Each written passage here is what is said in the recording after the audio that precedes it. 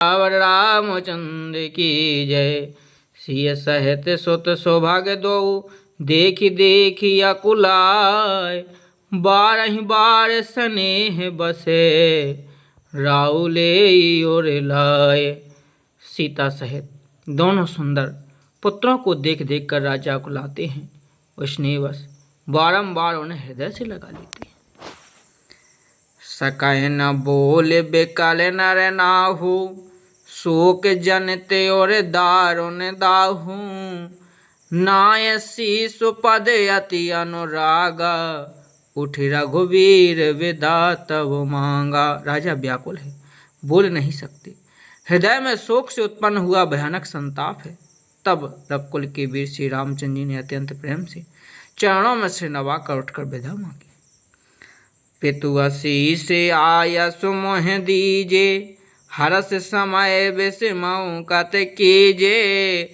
तात किए प्रिय प्रेम प्रमादो, जसु जग जाय होई अपवादो। हे पिताजी, मुझे आशीर्वाद और आज्ञा दीजिए, हर्ष के समय आप शोक क्यों कर रहे हैं। हे तात, प्रिय के प्रेम बस प्रमाद कर्तव्य कर्म में त्रुटि करने से जगत में यश जाता रहेगा और निंदा होगी। सुनि स्नेह बस उठि नर नाहा, बैठा रे रघुपति गहि बाहा। सुनहु तात तुम कहूँ मुनि कहि, राम चराचर नायक अहि। यह सुनकर स्नेहवश राजा ने उठकर श्री रघुनाथ जी की बाह पकड़कर उन्हें बैठा लिया और कहा, हे तात सुनो, तुम्हारे लिए मुनि लोग कहते हैं कि श्री राम चराचर के स्वामी हैं। शुभ अरु अशुभ करम अनुहारी, ईसो देय फल हृदय विचारी। करई जो करम पाओ फल सोई, निगम नीति असी कह सब कोई। शुभ और अशुभ कर्मों के अनुसार ईश्वर हृदय में विचार कर फल देता है।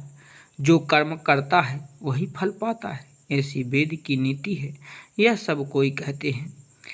और करे अपराध को, और पावो फल भोग। अति विचित्र भगवंत गति, को जग जाने जोग। किंतु इस अवसर पर तो इसके विपरीत हो रहा है। अपराध तो कोई और करे और उसके फल का भोग कोई और ही पावे। भगवान की लीला बड़ी ही विचित्र है, उसे जानने योग्य जगत में कौन है। राय राम राखन हित लागी, बहुत उपाय किए छल त्यागी। लखी राम रुख रहत न जाने, धर्म धुरंधर धीर सयाने। राजा ने इस प्रकार से रामचंद्र जी को रखने के लिए छल छोड़कर बहुत से उपाय किए, पर जब उसने धर्म धुरंधर धीर और बुद्धिमान श्री रामचंद्र जी का रुख देख लिया और वे रहते हुए न जान पड़े, तब नृपसी लाए और लीन्ही। अति हित बहुत भांति सिख दीनी, कही बन के दुख दुसह सुनाए। सास ससुर पितु सुख समुझाए। तब राजा ने सीता जी को हृदय से लगा लिया और बड़े प्रेम से बहुत प्रकार की शिक्षा दी। वन के दुख से दुख कहकर सुनाए, फिर सास ससुर तथा पिता के पास रहने के सुखों को समझाया। सिय मनो राम चरण अनुरागा, घर न सुगम बनो विषमो न लागा। और अहु सब सिय समझाई, कहे कहे विपिन विपति अधिकाई। परंतु सीता जी का मन श्री रामचंद्र जी के चरणों में अनुरक्त था, इसलिए उन्हें घर अच्छा नहीं लग रहा और ना वन भयानक लगा। फिर और सब लोगों ने भी वन में विपत्ति की अधिकता बता बताकर सीता जी को समझाया। सचिव नारी गुरु नारी सयानी, सहित स्नेह कहें मृदुबानी। तुम कहूँ तो न दीन वनवासु, करहूँ जो कहीं ससुर गुरु सासु। मंत्री सुमंत्र की पत्नी और गुरु वशिष्ठ जी की स्त्री अरुंधति जी तथा और भी चतुर स्त्रियां स्नेह के साथ कोमल वाणी से कहती हैं कि तुमको तो राजा ने वनवास दिया नहीं है, इसलिए जो ससुर गुरु और सास कहें तुम तो वही करो। सिक शीतलई सिक शीतली हित मधुर मृदु सुन शीतहि न सुहानी शरद चंद चंदनी लगत जनु चकिया कुलानी। यह शीतल हितकारी मधुर और कोमल सीख सुनने पर सीता जी को अच्छी नहीं लगी। वे इस प्रकार व्याकुल हो गई मानो शरद ऋतु के चंद्रमा की चांदनी लगते ही चकई व्याकुल हो उठी।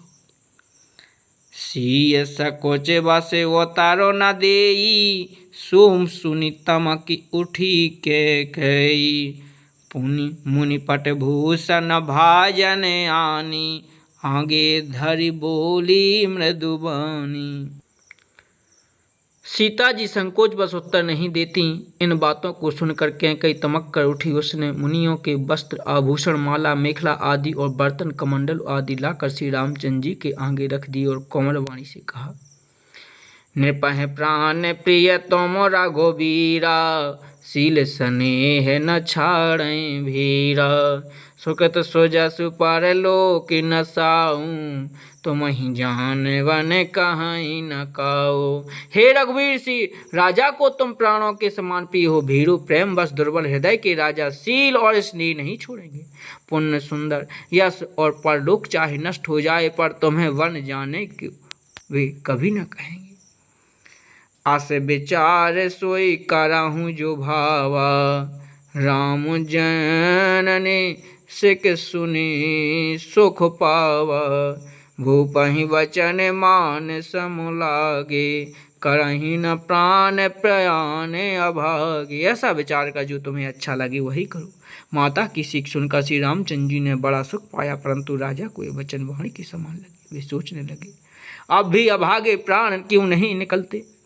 लोग बेकाल मोरे छेते नर ना हो काहे कहीं कछु सूझ न काहू राम तुरत मुनि भेषु बनाई चले जनक जन नहीं से रोनाई। राजा मूर्छित हो गए। लोग व्याकुल है, किसी को कुछ सूझ नहीं पड़ता कि क्या करें। श्री रामचंद्र जी तुरंत मुनि का भेष बनाकर और माता पिता को सिर नवाकर चल दिए। सजीवन साजु समाजु सब बनिता बंधु समेत बंदिबे प्रगुरु चरण प्रभु चले कर सब ही अचेत। वन का सब साज सामान सज कर वन के लिए आवश्यक वस्तुओं को साथ लेकर श्री रामचंद्र जी स्त्री सीता जी और भाई लक्ष्मण जी सहित ब्राह्मण और गुरु के चरणों की वंदना करके सबको अचेत करके चले। बोले श्याम रामचंद्र की।